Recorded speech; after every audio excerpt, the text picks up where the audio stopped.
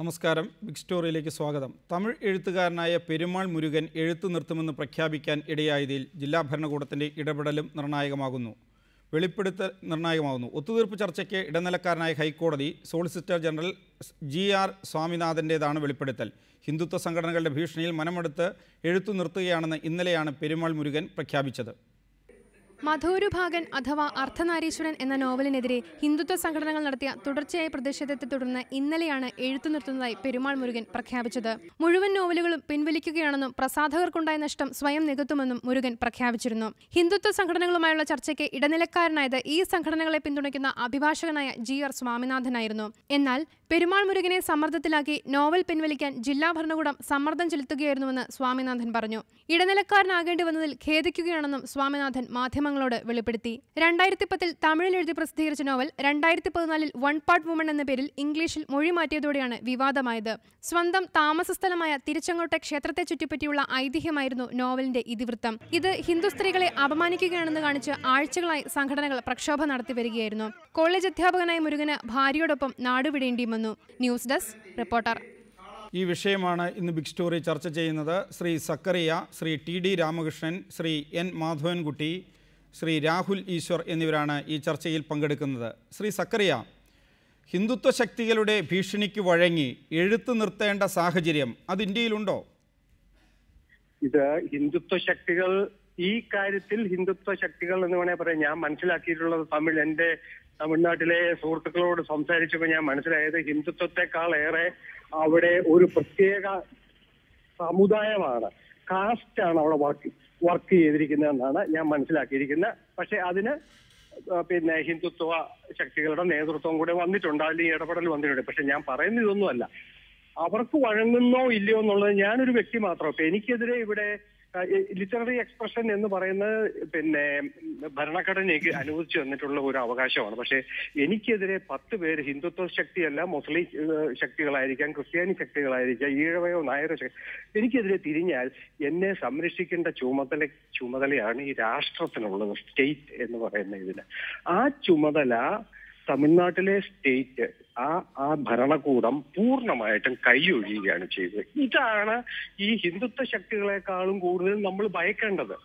ഈ ജാതി മത ശക്തികളെക്കാൾ കൂടുതൽ നമ്മൾ ഭയക്കേണ്ടത് ഈ രാഷ്ട്രത്തിന്റെ, ഈ സ്റ്റേറ്റിന്റെ കൈവിടലാണ്. അതിന്റെ ഉത്തരവാദിത്വത്തിൽ നിന്ന് അത് പിന്മാറുക ചെയ്ത്, അങ്ങനെയുള്ള ഒരു നട്ടലില്ലാത്ത ഒരു സ്റ്റേറ്റ്, അല്ലെങ്കിൽ പൗരന് നൽകേണ്ട പരിഗണനകൾ നൽകാൻ താല്പര്യമില്ലാത്ത ഒരു സ്റ്റേറ്റ് ഉള്ളിടത്തോളം കാലം ഇത്തരം ക്ഷുദ്രജീവികൾ തല ഉയർത്തുകയും പൗരന്മാരെ കൊത്തുകയും ചെയ്യുന്നുള്ളതിന് സംശയിക്കാനൊന്നുമില്ല. ഇതാണ് നടന്നിരിക്കുന്നത്.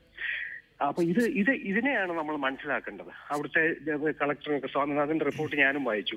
അവിടുത്തെ കളക്ടറും മറ്റും പെരുമാറിയ രീതിയൊക്കെ വളരെ ഈ മനുഷ്യനോട്, ഈ എഴുത്തുകാരനോട് നാടുവിട്ട് പോവുകയാണ് നിങ്ങൾ നല്ലതെന്നാണ് അവർ പറഞ്ഞത്. അപ്പൊ ഇതാണ് പ്രശ്നം. ശ്രീ സക്കറിയ, എഴുത്തുകാർക്കെതിരെ ഭരണകൂടവും നിക്ഷിപ്ത താല്പര്യക്കാരും പെരുമാറിയ ചരിത്രമാണ് ലോകത്തിൻ്റെത്. ഒരെഴുത്തുകാരനെയും എല്ലാവരും അംഗീകരിച്ചിട്ടില്ല. അല്ലെങ്കിൽ പലപ്പോഴും വ്യത്യസ്തമായ വീക്ഷണത്തിൽ കാര്യങ്ങൾ അവതരിപ്പിക്കുന്ന സാഹിത്യകാരനെ, അതിനെ ഭരണകൂടം പലപ്പോഴും എതിർത്തിട്ടുണ്ട്, ശത്രുവിനെ പോലെ കണ്ടിട്ടുണ്ട്. ഭരണകൂടവും ഒരു പ്രത്യേക ജനവിഭാഗവും എതിർത്തതിൻ്റെ പേരിൽ അതിനിയും തുടർന്നേക്കാം.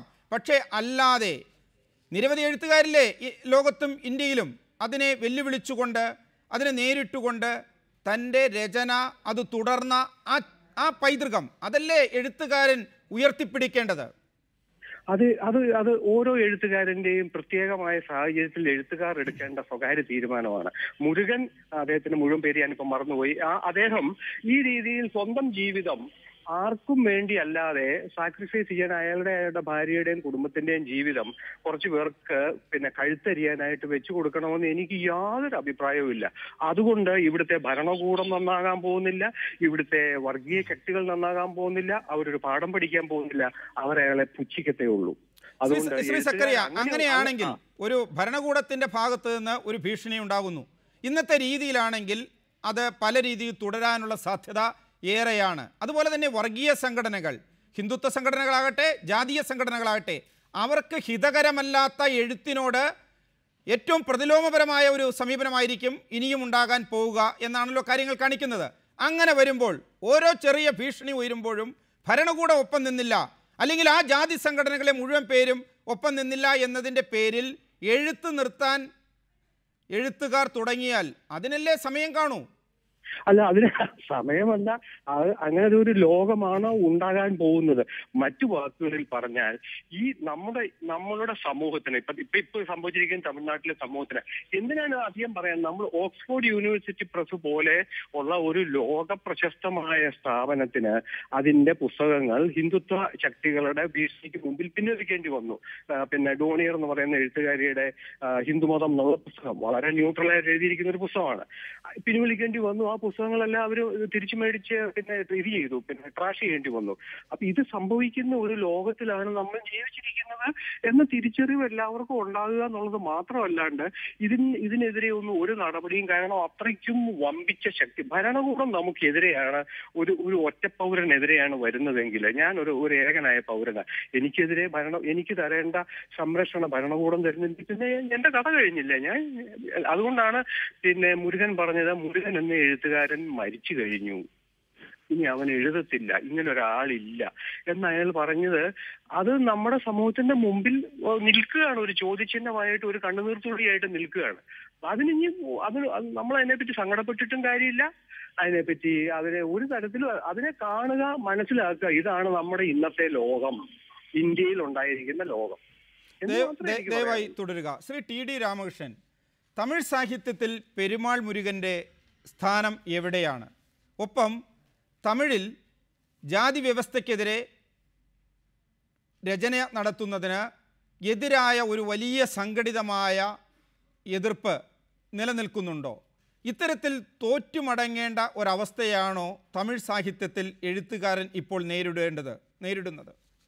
തമിഴ് സാഹിത്യത്തിൽ പെരുമാൾ മുരുകൻ വളരെ ശ്രദ്ധേയനായൊരു എഴുത്തുകാരനാണ്. ഈ പുസ്തകം അല്ല അദ്ദേഹത്തിൻ്റെ ആദ്യത്തെ കൃതി. കൊങ്കു തമിഴ് സംസ്കാരത്തെയും ചരിത്രത്തെയും വളരെ കൃത്യമായിട്ട് മനസ്സിലാക്കാനും അതിനെ തൻ്റെ കൃതികളിലൂടെ അവതരിപ്പിക്കാനും ഒക്കെ കഴിഞ്ഞിട്ടുള്ള എഴുത്തുകാരനാണ്. ജാതി സംബന്ധമായ കാര്യങ്ങളിൽ തൻ്റെ കൃത്യമായ നിലപാടുകളിലൂടെ സമൂഹത്തിൽ ഒരു ഇടപെടൽ നടത്തുന്ന ആളുമാണ്. അദ്ദേഹം ഒരു ദളിത് യുവതിയാണ് വിവാഹം കഴിച്ചിട്ടുള്ളത്.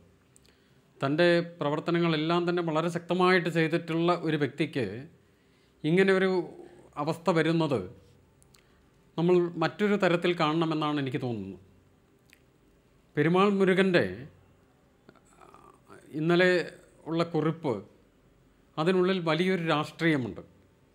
നമ്മൾ കേരളത്തിൽ ഉൾപ്പെടെ മറ്റ് പല പ്രദേശങ്ങളിൽ അദ്ദേഹത്തിൻ്റെ കൃതികളെക്കുറിച്ചും അവിടുത്തെ ജാതി വെറിയെക്കുറിച്ചുമുള്ള ചർച്ച ഇത്ര ശക്തമായിട്ട് നടക്കാനുള്ള കാരണം ആ കുറിപ്പാണ്. അല്ലാതെ ഒരവസ്ഥയിലായിരുന്നെങ്കിൽ ഇത്രയും ചർച്ച ചെയ്യപ്പെടുമായിരുന്നു എന്ന് സംശയമാണ്. എനിക്ക് ഈ അവസരത്തിൽ ഓർമ്മ വരുന്നത്, ഏകദേശം നൂറ്റാണ്ട് മുമ്പ് ശ്രീലങ്കയിൽ ആനന്ദ സമരക്കൂൺ എന്ന് പറയുന്ന എഴുത്തുകാരൻ ആത്മഹത്യ ചെയ്ത സംഭവമാണ്. ആനന്ദ സമരക്കൂൺ ആത്മഹത്യ ചെയ്യുന്നത് ശ്രീലങ്കയുടെ ദേശീയ ഗാനം എഴുതിയതിൻ്റെ പേരിലാണ്. അവിടുത്തെ വംശീയവാദികളായിട്ടുള്ള സിംഹള സന്യാസിമാർ അദ്ദേഹത്തിനോട് ആ ഗാനം തിരുത്തണമെന്നാവശ്യപ്പെടുന്നു. അതിന് വിസമ്മതിക്കുന്ന സമരക്കൂൺ വിസമ്മതിച്ച സമയത്ത് പാർലമെൻറ്റ് തന്നെ ഗാനം തിരുത്താൻ തീരുമാനിക്കുകയാണ്. അതിനുള്ള പ്രതിഫലം ആനന്ദ സമരക്കൂണിന് കൊടുത്തു എന്നാണ് അതിന് ന്യായമായിട്ട് ശ്രീലങ്കൻ പാർലമെൻറ്റ് പറഞ്ഞൊരു കാരണം. ആ ദേശീയ ഗാനം തിരുത്തിയതോടുകൂടി ആനന്ദ സമരക്കൂൺ അന്ന് എഴുതിയ ആത്മഹത്യാ കുറിപ്പിലെ ഒരു വാചകമുണ്ട്, അവരെൻ്റെ തല വെട്ടിമാറ്റി മറ്റൊന്ന് വെച്ചു, ഇനി ഞാൻ ജീവിച്ചിരുന്നിട്ട് കാര്യമില്ല. അത് വലിയൊരു രാഷ്ട്രീയ പ്രവർത്തനം തന്നെയാണ്. തൻ്റെ ജീവൻ കൊടുത്തുകൊണ്ട് തന്നെ വലിയൊരു രാഷ്ട്രീയ പ്രവർത്തനമാണ് ആനന്ദ സമരക്കൂൺ നടത്തിയത്. ശ്രീലങ്കയുടെ ചരിത്രത്തിലുള്ള ഹിംസയുടെ ആഘോഷങ്ങൾ ആനന്ദ സമരക്കൂൺ നമോ നമോ എന്ന് തുടങ്ങുന്ന ഒരു ദേശീയ ഗാനം എഴുതിയതിൽ ആദ്യത്തെ അക്ഷരം ഹ്രസ്വമായി പോയതുകൊണ്ട് സംഭവിച്ചതല്ല. അതിന് പല സാമൂഹ്യ സാംസ്കാരിക കാരണങ്ങളുണ്ട്. അതുപോലെ തന്നെ പെരുമാൾ മുരുകൻ എഴുത്ത് നിർത്തുന്നു എന്ന് പറയുന്നത് ഈ നാട്ടിലെ, ഈ രാജ്യത്തെ ജനാധിപത്യ വിശ്വാസികളായിട്ടുള്ള നമ്മളെപ്പോലുള്ള ഓരോരുത്തരെയും ഞെട്ടിപ്പിക്കുന്ന ഒരു ചോദ്യമാണ്, ഒരു രാഷ്ട്രീയമാണ് അതിന് പുറകിലുള്ളത്. നമ്മൾക്ക് വലിയൊരു ഉത്തരവാദിത്വമുണ്ട്. തമിഴ്നാട്ടിൽ മുഖ്യധാര രാഷ്ട്രീയ പ്രസ്ഥാനങ്ങളായിട്ടുള്ള DMK, AIDMK ഒക്കെ ഈ വിഷയം വന്നപ്പോൾ വളരെ കൺവീനിയൻ്റ് ആയിട്ടുള്ളൊരു സൈലൻസ് ആയിരുന്നു അവർക്ക് ഈ കൊങ്കു വെള്ളാള വിഭാഗത്തിൻ്റെ വോട്ട് നഷ്ടപ്പെടുമെന്നുള്ള ഭയത്തിൽ ഒരു കൃത്യമായിട്ടുള്ള തീരുമാനമെടുക്കുന്നതിലോ എന്തെങ്കിലും ഒരു അഭിപ്രായം പറയുന്നതിനോ തയ്യാറായില്ല എന്നുള്ളത്. തമിഴ് സമൂഹം കേരളത്തെ പോലെ ഉള്ളൊരു സമൂഹമല്ല. എഴുത്തുകാർക്ക് അത്ര വലിയൊരു ഇടം അവിടെ ഇല്ല. വളരെ ചെറിയ ഒരു വിഭാഗം എഴുത്തുകാർ മാത്രമാണ് പെരുമാൾ മുരുകൻ്റെ കൂടെ ഉണ്ടായത്. ഇതൊക്കെ നമ്മളെ ഭയപ്പെടുത്തുന്ന ഒരു അവസ്ഥയുണ്ട്. നമ്മുടെ സമൂഹത്തിലേക്ക് ഫാസിസം വളരെ വിചിത്രമായ പല വഴികളിലൂടെ കടന്നു വരികയാണ്. സ്വാതന്ത്ര്യത്തിലെ ആവിഷ്കാര സ്വാതന്ത്ര്യത്തിനെക്കുറിച്ച് ഇപ്പോൾ നേരത്തെ സക്രിയ പറഞ്ഞ കൃത്യമായിട്ടുള്ള നിരീക്ഷണങ്ങളാണ്. പെരുമാൾ മുരുകൻ എന്ന വ്യക്തി, അദ്ദേഹത്തിൻ്റെ കുടുംബം ഇവരോട് ഏറ്റുമുട്ടി വലിയ കടുത്ത പ്രശ്നങ്ങളുണ്ടായാൽ എന്ത് ചെയ്യും, അയാളുടെ കൂടെ ആരുണ്ട് എന്നൊരു ചോദ്യമുണ്ട്. ഇന്ത്യയിലെ ജനാധിപത്യ വിശ്വാസികളായിട്ടുള്ള സംവാദാത്മകമായൊരു സാഹചര്യം നമ്മുടെ സമൂഹത്തിൽ വേണമെന്ന് ആഗ്രഹിക്കുന്നവരായിട്ടുള്ള ഓരോ വ്യക്തിയെയും ചിന്തിപ്പിക്കേണ്ട ഒരു അവസ്ഥയാണിത്. നമുക്ക് വലിയൊരു ഉത്തരവാദിത്വമുണ്ട്. ആ ഉത്തരവാദിത്വത്തിൻ്റെ ഭാഗമായിട്ടാണ് ഞാനും സക്രിയയൊക്കെ ഈ ചർച്ചയിൽ പങ്കെടുക്കുന്നതും ഞങ്ങളുടെ അഭിപ്രായങ്ങൾ പ്രകടിപ്പിക്കുന്നു. വളരെ വ്യക്തമാണ് താങ്കളുടെ നിലപാട്. ശ്രീ എൻ മാധവൻകുട്ടി, ടി രാമകൃഷ്ണനും സക്കറിയയും ചൂണ്ടിക്കാണിക്കുന്ന ഏറ്റവും പ്രധാനപ്പെട്ട രണ്ട് കാര്യങ്ങൾ: ഒന്ന്, ഭരണകൂടത്തിൻ്റെ ഭാഗത്ത് നിന്ന് എഴുത്തുകാരന് കിട്ടേണ്ട സംരക്ഷണം. അത് പലപ്പോഴും എത്രത്തോളം ലഭ്യമാകുമോ എന്ന് ഉറപ്പില്ല. പക്ഷേ സംവാദാത്മകമായ അത് ഉറപ്പുവരുത്തേണ്ട സമൂഹമുണ്ടല്ലോ, ആ സമൂഹം വേണ്ട രീതിയിൽ പിന്തുണയ്ക്കുന്നുണ്ടോ? ആ ചോദ്യമല്ലേ ഉയരേണ്ടത്? പക്ഷേ രണ്ടും സക്കറിയ പറഞ്ഞതിൽ ഒരു മർമ്മമുണ്ട്. അതായത് ഭരണകൂടം കൈയൊഴിയുന്നു വ്യക്തിയെ, സാഹിത്യകാരനെ, സാംസ്കാരിക പ്രവർത്തകനെ, പത്രപ്രവർത്തകനെ. ഫാസിസത്തിന് കീഴിൽ ഭരണകൂടം വ്യക്തി സ്വാതന്ത്ര്യത്തെ RSSൻ്റെയും അല്ലെങ്കിൽ ജാതി രാഷ്ട്രീയത്തിൻ്റെയും പടയാളികൾക്ക് വിട്ടുകൊടുക്കുന്നു. ഇതാണ് മർമ്മം. ഭരണകൂടം പക്ഷപാതപരമാകുന്നു. ഭരണകൂടം സമൂഹത്തിലെ ഏറ്റവും ജീർണമായ, അധികാരം കൈയടക്കിയ, അധികാരമായി കൈയാളുന്ന ശക്തികളുടെ പക്ഷത്തേക്ക് മാറിയിരിക്കുന്നു. ഞാൻ ഈ മധുരഭാഗൻ വായിച്ചിട്ടുള്ളൊരു ഒരു വ്യക്തിയാണ്. അതിനകത്ത് ഒരിക്കലും ദൈവനിന്ദയില്ല. ഏറ്റവും ഇതിൽ അടിസ്ഥാനപരമായി ആ സാഹിത്യത്തിൽ ദൈവനിന്ദയില്ല.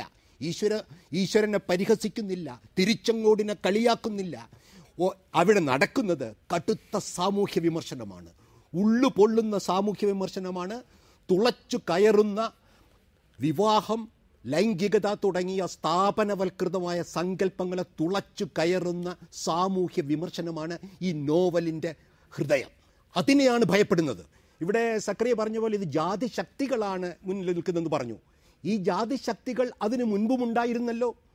നമുക്കറിയാം, തമിഴ്നാട്ടിൽ ജാതി ശക്തികളുടെ ഗവർണർമാരും മറ്റ് ദളിതരുമായിട്ടുള്ള സംഘർഷം, നിരവധി സംഘർഷങ്ങൾ നടക്കുന്നുണ്ട്. പക്ഷേ മോഡി സർക്കാർ അധികാരത്തിൽ വന്നതിന് ശേഷം ഹിന്ദുത്വ ശക്തികൾ രാഷ്ട്രീയ അധികാരം കൈയാളിയതിന് ശേഷമാണ് ഈ അക്രമവും ഈ സാഹിത്യകാരൻ്റെ നേരെയുള്ള കഴുത്തിന് നേരെ കത്തിവെച്ചുകൊണ്ട് പണ്ട് അയ്യപ്പ പണിക്കർ പറഞ്ഞ പോലെ എഴുത്തോ നിന്റെ കഴുത്തോ എന്ന് ചോദിക്കാൻ ഇവിടുത്തെ അധികാരം കൈയാളുന്ന സാമൂഹ്യ പ്രശ്നമുണ്ട്. കാരണം ഇവിടെ ശ്രീ രാമകൃഷ്ണൻ പറഞ്ഞ പോലെ DMK, പെരിയാറിൻ്റെയും അണ്ണാദുരയുടെയും ഒക്കെ ചരിത്രമുള്ള ഈ സമൂഹത്തിൻ്റെ കാര്യം പ്രകാശൻ പറഞ്ഞല്ലോ. തമിഴ്നാട് സമൂഹത്തിൽ അത്തരത്തിലുള്ള ഒരു നിരീശ്വരവാദത്തിൻ്റെ, യുക്തിവാദത്തിൻ്റെ, ഒരു യുക്തി ചിന്തയുടെ ഒരു വലിയ പാരമ്പര്യമുണ്ട് കേരളത്തെക്കാൾ ഒരു പക്ഷേ. അതാണ് സമൂഹം കൈവിടുന്നെന്ന് പറഞ്ഞാൽ രാഷ്ട്രീയ സമൂഹം, രാഷ്ട്രീയ അധികാരം കൈകാറുന്ന മുതലാളിത്ത ശക്തികൾ AIDMK ആണ് ഭരിക്കുന്നത്. അണ്ണാദുരയുടെ DMK അവരാണ് കൈവിട്ടിരിക്കുന്നത്. എന്തിന്? വെറുതെ പുരാണങ്ങൾ കത്തുന്നത് തീപ്പൊരിയായി ചിത്രം കവറിലിട്ടുകൊണ്ട് നിരവധി തമിഴ് ഗ്രന്ഥങ്ങൾ താങ്കളുടെ രാഹുൽ ഈശ്വർ, മഹാഭാരതം ഈ രീതിയിലാണെങ്കിൽ കത്തിക്കേണ്ട അവസ്ഥയിലല്ലേ പാഞ്ചാലി? മഹാഭാരതത്തിൽ ഏതെല്ലാം രീതിയിൽ സ്ത്രീയെ, പുരുഷനെ, മൃഗരതി അതിലില്ലാത്തതില്ല. അങ്ങനെ വന്നാൽ ഇതെല്ലാം മതത്തെ, ഈശ്വരനെ, വിവിധ ആരാധനാ രീതികളെ അതിനെ ആക്രമിക്കുന്നു, അതിനെ മോശമായി ചിത്രീകരിക്കുന്നു. ആ രീതിയിലേക്കാണോ കാര്യങ്ങൾ പോകേണ്ടത് ഇന്ത്യയിൽ? പ്രകാശ്, ഈ 3 കാര്യങ്ങൾ. ഒന്ന്, ആവിഷ്കാര സ്വാതന്ത്ര്യം പരമപ്രധാനമാണെന്ന് അങ്ങയുടെ കാഴ്ചപ്പാടിനൊപ്പം തന്നെയാണ് ഞാനും. ആവിഷ്കാര സ്വാതന്ത്ര്യത്തിന്റെ ഭാഗമാണ് പ്രതിഷേധിക്കാനുള്ള സ്വാതന്ത്ര്യവും. ഫ്രീഡം ഓഫ് എക്സ്പ്രഷൻ എന്ന് പറഞ്ഞാൽ ഫ്രീഡം ടു പ്രൊട്ടസ്റ്റ് കൂടെയാണ്. സാധാരണയിൽ സാധാരണക്കാരായ ഗൗണ്ടർ സമുദായത്തിലെ പാവപ്പെട്ട വ്യക്തികൾ ഇതിന് പ്രതിഷേധത്തിന് ഇറങ്ങുന്നുണ്ടെങ്കിൽ അതിനെന്തോ മർമ്മമുണ്ട്. അവരുടെ തിരുച്ചെങ്കോടിന്റെ സാമിപ്പിള്ള എന്ന ആചാരത്തെ അടിസ്ഥാനമാക്കി അതിശയോക്തിവൽക്കരിച്ച് പെരുമാൾ മുരുകൻ അവിടെ എഴുതുന്നതും അവിടുത്തെ സ്ത്രീകളെ അപമാനിക്കുന്നതായി അവർക്ക് തോന്നിയാൽ പ്രതിഷേധിക്കാനുള്ള സ്വാതന്ത്ര്യം ഇല്ല എന്ന് പറയുന്നത് ഒരുതരം ലിബറൽ ഫാസിസമാണ്. ഒന്ന്. രണ്ട്, തീർച്ചയായും ആവിഷ്കാര സ്വാതന്ത്ര്യത്തിനെ പോലെ പ്രാധാന്യമുള്ള പ്രതിഷേധ സ്വാതന്ത്ര്യം ഞാനൊക്കെ ഈ നാട്ടിൽ പ്രയോഗിച്ചപ്പോഴാണ് ശ്രീ MF ഹുസൈൻ അടക്കമുള്ള വ്യക്തികളെ നമ്മുടെ അവാർഡ് നിഷേധിക്കുന്ന അവസ്ഥയുണ്ടായത്. സുപ്രീം കോടതിയിലെ ഇപ്പോഴത്തെ ചീഫ് ജസ്റ്റിസ് അടക്കം ഞങ്ങൾക്ക് അനുകൂലമായ വിധിയാണ് പ്രഖ്യാപിച്ചതെന്ന് ഓർമ്മിപ്പിക്കാൻ ഞാൻ ആഗ്രഹിക്കുന്നു. മൂന്ന്, അദ്ദേഹം ഇവിടെ പലരും കൺസേൺ പങ്കുവെക്കുന്നത് പോലെ ഒരു വൺ സൈഡഡ് ഫ്രീഡം ഓഫ് എക്സ്പ്രഷന്റെ സങ്കല്പങ്ങളായിരുന്നു നമ്മുടെ നാട്ടിൽ ഉണ്ടായിരുന്നത്. ഇപ്പോ തീർച്ചയായും ഹൈന്ദവ സമൂഹവും ഗൗണ്ടർ സമൂഹവും പൊതു ആത്മാഭിമാനം വീണ്ടെടുക്കുന്ന ഈ അവസരത്തിൽ അവർക്ക് നേരെ ഉണ്ടാകുന്ന അപമാനങ്ങളോട് പ്രതിഷേധിക്കാൻ അവർക്ക് അവകാശമില്ല എന്ന് പറയുന്നത് തീർച്ചയായും ശരിയല്ല. മാത്രമല്ല, പെരുമാൾ മുരുകൻ പക്ഷെ നന്നായി എഴുതുന്ന വ്യക്തിയായിരിക്കാം. അദ്ദേഹം ഈ ഒരു സംഭവം കൊണ്ട് എന്റെ പുസ്തകങ്ങളെല്ലാം പിൻവലിക്കണം, എന്റെ പുസ്തകങ്ങളൊന്നും ഇനി വിൽക്കണ്ട എന്നൊക്കെ പറയുന്നത് വളരെ അപക്വമായ ഒരുതരം ഇമോഷണൽ ബ്ലാക്ക്മെയിലിന് വേണ്ടി ശ്രമിക്കുകയല്ലേ എന്ന് ആരെങ്കിലും സംശയിച്ചാൽ അവരെ കുറ്റം പറയാൻ കഴിയുമോ എന്നൊരു അവസ്ഥയിലെത്തുന്ന സിറ്റുവേഷനാണ്. അതുകൊണ്ട് ഒരു എഴുത്തുകാരൻ ഒരിക്കലും ബഹുജന പ്രക്ഷോഭങ്ങളെ പേടിക്കരുത്. വ്യക്തമാണ്. ശ്രീ സക്കറിയ, എതിരാളികൾക്ക് എഴുത്തുകാരനെതിരെ കത്തിയുമായി നടക്കുന്നവർക്ക് പറയാൻ ന്യായങ്ങളുണ്ട്. ഈ രീതിയിലാണ് അവർ പറയുന്നത്. ഒരു ഭാഗം മാത്രം കേട്ടാൽ പോരാ. അങ്ങനെയാണോ എഴുത്തിൻ്റെ രാഷ്ട്രീയം?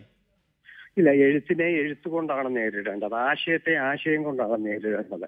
അപ്പോ രാഹുൽ ഈശ്വറിനെ പോലെയുള്ള ഒരു ചെറുപ്പക്കാരൻ പ്രതിഷേധത്തിന്റെ സ്വാതന്ത്ര്യം എന്ന് പറയുമ്പോൾ അത് കൊന്നുകളയാനുള്ള സ്വാതന്ത്ര്യമാണ് എന്ന് പറഞ്ഞാൽ ആണ്, ഒരു കണക്കിന് നോക്കിയാണ്. കാരണം കൊല്ലാനുള്ള സ്വാതന്ത്ര്യം ഉണ്ടായിരിക്കാം ഇന്ന്, കൊല്ലുന്നവരൊക്കെ ആയിരിക്കാം ഇന്ന് ഭരിക്കുന്നത്, അത് വേറെ കാര്യം. പക്ഷേ അത് ശരിയല്ല എന്ന് മാത്രമാണ് നമുക്ക് പറയാനുള്ളത്. നമുക്ക് ഇതിനെപ്പറ്റി വേറെ ഒന്നും ചെയ്യാൻ പറ്റില്ലേ. ഹെൽപ്ലെസ് ആണ്, നിസ്സഹായനാണ്. പെരുമാൾ മുരുകനെ പോലെയുള്ള ഒരു മനുഷ്യൻ നിസ്സഹായനാണ്. അവിടുത്തെ ഈ പറഞ്ഞ സമുദായത്തിൽപ്പെട്ട ആളുകൾ ആരോ അവർക്ക് പ്രതിഷേധം തോന്നി എന്നാണ് ചെറുപ്പക്കാരൻ പറഞ്ഞത്. പക്ഷെ അവരെ ഇങ്ങനെ നിങ്ങൾ പ്രതിഷേധിക്കണം എന്നാരോ മസ്തിഷ്ക പ്രക്ഷാളനം ചെയ്ത് അവരെ കുത്തിപ്പൊക്കി ചെയ്യിപ്പിച്ചിട്ടുണ്ട്. അതും അത് മാധവൻകുട്ടി പറഞ്ഞ പോലെ ഇറ്റ്സ് എ പൊളിറ്റിക്കൽ ആക്ട്. പക്ഷേ അത് അങ്ങനെയാണ് കാര്യങ്ങൾ നടക്കാൻ പോകുന്നതെങ്കിൽ നമ്മൾ അങ്ങനെ ഇന്ത്യ വേറൊരു ചരിത്രഗതിയിലേക്ക് കടന്നു പോട്ടെ എന്നേ ഞാൻ പറയുന്നുള്ളൂ. ഇതിനെയൊന്നും പിടിച്ചു നിർത്താൻ പറ്റുന്ന കാര്യങ്ങളല്ല ഇത്. അതാണ് അത്രയേ ഉള്ളൂ എനിക്ക് പറയാം, വേറെ ഒന്നുമില്ല. ഇതിങ്ങനെയാണ് ഇങ്ങനെ. നമുക്ക് എവിടം വരെ ചെല്ലുമെന്ന് എവിടം വരെ പോകുമെന്ന് നമുക്ക് കാണാം എന്ന് മാത്രം. ഹിറ്റ്ലറുടെ കാലത്തൊക്കെ ഹിറ്റ്ലർ തുടങ്ങി വെച്ച കാലത്തൊക്കെ ഇതൊക്കെ തന്നെയായിരുന്നു ആളുകളുടെ നിസ്സഹായാവസ്ഥ. ശ്രീ TD രാമകൃഷ്ണൻ, 2010 പ്രസിദ്ധീകരിച്ച നോവൽ 2013 പെൻഗ്വിൻ ഇംഗ്ലീഷ് പരിഭാഷ പ്രസിദ്ധീകരിച്ചു. ഇപ്പോൾ അതിനെതിരെ ഒരു എതിർപ്പ് ഉയരുമ്പോൾ മാറിയ രാഷ്ട്രീയം, മാറിയ ഭരണം, BJP കേന്ദ്രത്തിൽ അധികാരത്തിൽ വന്നത്, അതിൽ നിന്ന് ഊർജം സംഭരിക്കുന്ന വർഗീയത, അതിനെ ചെറുക്കാൻ കഴിയാത്ത രാഷ്ട്രീയ പ്രസ്ഥാനങ്ങളും സാഹിത്യ കൂട്ടായ്മകളും അതാണോ പുറത്തു കൊണ്ടുവരുന്നത്? തീർച്ചയായിട്ടും അത് സംഭവിക്കുന്നുണ്ട്. ഇന്ത്യ മഹാരാജ്യത്ത് മാറിയിട്ടുള്ള രാഷ്ട്രീയ സാമൂഹ്യ സാഹചര്യങ്ങൾ തീർച്ചയായിട്ടും എല്ലാ തരത്തിലുള്ള ആവിഷ്കാരങ്ങളെയും ഒരു തരത്തിലില്ലെങ്കിൽ മറ്റൊരു തരത്തിൽ വളരെ തന്ത്രപൂർവ്വം നിയന്ത്രിക്കുന്നത് നമ്മൾക്ക് കാണാൻ കഴിയുന്നതാണ്. അതുപോലെ തന്നെ ഇപ്പം ശാസ്ത്രം, ചരിത്രം, അതുപോലെ എല്ലാ സർഗാത്മകമായ എല്ലാതരം പ്രവർത്തനങ്ങളെയും കടിഞ്ഞാണിടുക എന്നൊരു അജണ്ട ഇതിൻ്റെ പിന്നിലുണ്ടെന്നും അത് വളരെ തന്ത്രപൂർവമായിട്ടാണ് നടപ്പാക്കപ്പെടുന്നതെന്നും നമുക്ക് സംശയിക്കേണ്ടിയിരിക്കുന്നു. പെരുമാൾ മുരുകൻ്റെ പ്രശ്നം മറ്റൊരു തലം കൂടെയുണ്ട്. അതിന് തമിഴിൽ വളരെ വൈകാരികമായിട്ട് കാര്യങ്ങളെ നേരിടുന്നു. ഇപ്പോൾ 2003-2004 കാലഘട്ടത്തിൽ തമിഴിൽ പുതിയ സ്ത്രീകളുടെ എഴുത്തിനെതിരെ നടന്ന പ്രക്ഷോഭമുണ്ട്. ഖുഷ്ബുവിൻ്റെ അഭിപ്രായ പ്രകടനങ്ങളെ നേരിടുന്ന കാര്യത്തിൽ ഉണ്ടായ പ്രശ്നങ്ങളുണ്ട്. അങ്ങനെയൊക്കെ ഉണ്ടെങ്കിൽ തന്നെ ഇപ്പോഴത്തെ പുതിയ രാഷ്ട്രീയ സാഹചര്യം ഇത്തരം ശക്തികൾക്ക് വല്ലാത്തൊരു കരുത്ത് പകരുന്നുണ്ട്. നേരത്തെ രാഹുൽ ഈശ്വറൊക്കെ മുന്നോട്ട് വെച്ച അഭിപ്രായങ്ങൾ വളരെ വ്യക്തമാണ്. ഒരു സംവാദാത്മകമായ ഒരു സാഹചര്യം, സക്രിയ സൂചിപ്പിച്ചതുപോലെ ആശയപരമായ സംവാദത്തിലേക്ക് എങ്ങനെ കൊണ്ടുവരാൻ കഴിയുമെന്നതിനപ്പുറത്തേക്ക് പലപ്പോഴും വളരെ കായികമായിട്ടും വളരെ പ്രക്ഷോഭങ്ങളിലൂടെയും ഒക്കെ കാര്യങ്ങൾ നടപ്പാക്കുന്ന രീതിയൊക്കെ വളരെ നിർഭാഗ്യകരമായിട്ടുള്ള, നമ്മുടെ സമൂഹത്തെ വളരെ സംവാദാത്മകമായി നിലനിർത്തുവാനുള്ള വലിയൊരു ഉത്തരവാദിത്തം ഈ രാജ്യത്തെ ഓരോ വ്യക്തികൾക്കുമുണ്ട്. പക്ഷേ നിർഭാഗ്യവശാൽ പെരുമാൾ മുരുകനെ പോലെ നമ്മളൊക്കെ നിസ്സഹായരായി പോകുന്ന, ലജ്ജിക്കേണ്ടി വരുന്ന ഒരവസ്ഥയിലാണ് ജീവിക്കുന്നത്. വ്യക്തമാണ് താങ്കളുടെ നിലപാട്. ശ്രീ എൻ മാധവൻകുട്ടി, കേരളത്തിൽ പുരോഗമന കലാസാഹിത്യ പ്രസ്ഥാനങ്ങളുണ്ട്. ഇന്ത്യയിലാകട്ടെ ഇത്തരം കാര്യങ്ങൾക്കെതിരെ ഇപ്പോൾ പാരീസിൽ നടക്കുന്ന പ്രതിഷേധം, അതിനെ ഏറ്റുപിടിക്കുന്ന നമ്മുടെ തൊട്ട് അയൽപക്കത്ത് ഒരു എഴുത്തുകാരൻ ഹിന്ദുത്വ ഭീഷണിയെ തുടർന്ന് പേന താഴെ വയ്ക്കുമ്പോൾ അതിനോട് പ്രതികരിക്കാൻ വിമുഖത കാണിക്കുന്നതുകൊണ്ട് രാഷ്ട്രീയ പ്രസ്ഥാനങ്ങളും സാഹിത്യ കൂട്ടായ്മകളും. പ്രകാശൻ, ഒരു കാര്യം എനിക്ക് അഭിമാനത്തോടുകൂടി പറയാൻ കഴിയും. അതായത് തമിഴ്നാട്ടിൽ ഇത്തരത്തിലുള്ള ദ്രവീഡിയൻ കക്ഷികൾ പോലും ഒരു AIDMK അധികാരത്തിലിരുന്നു കൊണ്ട് അവിടുത്തെ ഉദ്യോഗസ്ഥയാണ്, സുബലക്ഷ്മി എന്ന് പറയുന്ന ഉദ്യോഗസ്ഥയാണ് ഈ സർക്കാരിൻ്റെ പിന്തുണയോടുകൂടി ഈ ബ്ലാക്ക് മെയിൽ ചെയ്യുന്ന, ഈ ബന്ദ് നടത്തുന്ന തിരിച്ചങ്കോടുള്ള ജാതി വർഗീയ ശക്തികൾക്ക് വേണ്ടി നെഗോഷിയേറ്റ് ചെയ്യുന്നത് ഈ സാഹിത്യകാരനുമായിട്ട്. അപ്പോൾ AIDMK, DMK തുടങ്ങിയ നിരവധി ജാതി ശക്തികൾ അല്ലെങ്കിൽ ദ്രവീഡിയൻ കക്ഷികളെല്ലാം കൈവിട്ടപ്പോഴും തമിഴ്നാട്ടിലെ എത്ര ചെറുതാണെങ്കിലും അവിടെയുള്ള ഇടതുപക്ഷ കമ്മ്യൂണിസ്റ്റ് പ്രസ്ഥാനം മാത്രമാണ് പെരുമാൾ മുരുകന് വേണ്ടി ശബ്ദമുയർത്തിയത് എന്നുള്ളത് ഒരു ഇടതുപക്ഷ അനുഭാവി എനിക്ക് ഉള്ള അവശേഷിക്കുന്ന ഒരു സമാധാനമാണ്, അല്ലെങ്കിൽ ഒരു സന്തോഷമാണ്. അതുകൊണ്ടാണ് ഞാൻ സക്കറിയ പറയുന്ന പോലെ തികച്ചും നിരാശനാകാൻ കഴിയുകയില്ല. കാരണം രണ്ടാം ലോക മഹായുദ്ധത്തിൽ ഓഷ്വിറ്റ്സിന് ശേഷം ഇനി കവിത എന്തെന്ന് ചോദിച്ചിരുന്നു. അടിയന്തരാവസ്ഥ, ഇന്ദിരാഗാന്ധിയുടെ അടിയന്തരാവസ്ഥയ്ക്ക് ശേഷം ഇനി എന്ത് സാഹിത്യം എന്ന് ചോദിച്ചിരുന്നു. അതുപോലെ ബാബ്രി മസ്ജിദ്, ഇതേപോലെ തന്നെ ബാബ്രി മസ്ജിദ്, ഗുജറാത്ത് ഭരണകൂടം ഒരു പക്ഷത്ത് മാറി നിൽക്കുകയാണ്, വർഗീയവാദികളുടെ ഒപ്പം നിൽക്കുകയാണ്. അതാണ് യഥാർത്ഥ രാഷ്ട്രീയം. ഇവിടെ വർഗീയ ശക്തികൾ എന്നും ഉണ്ടായേക്കാം, നിലപാട്. ശ്രീ രാഹുൽ ഈശ്വർ, എഴുത്തിൻ്റെ സ്വാതന്ത്ര്യത്തെ, ആശയപ്രചാരണ സ്വാതന്ത്ര്യത്തെ, അതിനെ അംഗീകരിച്ചുകൊണ്ട് നമുക്ക് യോജിക്കാൻ കഴിയാത്തതാകാം. അങ്ങനെയുള്ള കാര്യങ്ങൾ നടക്കുമ്പോൾ നമ്മൾ അതിനോട് ആ രീതിയിൽ മറുപടി പറയുക. പക്ഷേ എഴുത്ത് നിർത്തിക്കുന്ന, എഴുത്തുകാരനെ നിലത്ത് മുട്ടുകുത്തിക്കുന്ന ആ സാഹചര്യം അതില്ലാതാക്കേണ്ടത് തന്നെയല്ലേ?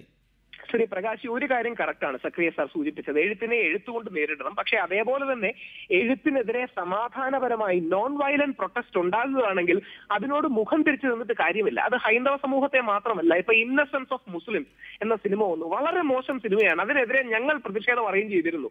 കാരണം പ്രവാചകനെ ആ രീതിയിൽ അപകീർത്തിപ്പെടുത്തുന്നത് ശരിയല്ല. ഇതിന്റെ സോൾ ഓഫ് പോയിന്റ് സംസാരിച്ച 3 പേരും വളരെ ആരാധ്യരായ വ്യക്തികളാണ്. പക്ഷേ ഇതിലെ ആത്മാവ് ഒരു ഫാർ ലെഫ്റ്റ് ലിബറലിസം, നമ്മളെല്ലാം ലെഫ്റ്റിനെ ബഹുമാനിക്കുന്നവരാണ്. എന്ത് ലെഫ്റ്റ് ശ്രീ രാഹുൽ ഈശ്വർ, എന്ത് ലെഫ്റ്റ്? മഹാഭാരതം വായിച്ചിട്ടില്ലേ? മഹാഭാരതത്തിൽ എന്തെല്ലാം സങ്കല്പിച്ചിരിക്കുന്നു, എന്തെല്ലാം എഴുതിയിരിക്കുന്നു. അതിന്റെ 7 അയലത്ത് നിൽക്കുമോ ഇപ്പോഴത്തെ ഈ സൃഷ്ടികൾ? ഇല്ല. ആ വ്യാഖ്യാനം അങ്ങ് പറഞ്ഞ, പ്രത്യേകിച്ച് മൃഗരതി പോലുള്ള വ്യാഖ്യാനങ്ങൾ, അത് വിദേശ വ്യാഖ്യാനങ്ങളാണ്. അതിനോട് ആരും ഇവിടെ യോജിക്കുന്നില്ല. അത് ഇന്ത്യൻ ഇന്റർപ്രിട്ടേഷനും സംസ്കൃതം ആഴത്തിൽ അറിയുന്നവരുടെ വ്യാഖ്യാനങ്ങളും അല്ല. പക്ഷെ ഞാൻ പറഞ്ഞു വന്ന പോയിന്റ് ഒരു ഫാർ ലെഫ്റ്റ് ലിബറലിസം, അതായത് ഒരു അതെ. വളരെ നന്ദി ശ്രീ സക്കറിയ, ശ്രീ TD രാമകൃഷ്ണൻ, ശ്രീ എൻ മാധവൻകുട്ടി, ശ്രീ രാഹുൽ ഈശ്വർ ഈ ചർച്ചയിൽ പങ്കെടുത്തതിന്. ബിഗ് സ്റ്റോറി ഇവിടെ അവസാനിക്കുന്നു. നമസ്കാരം.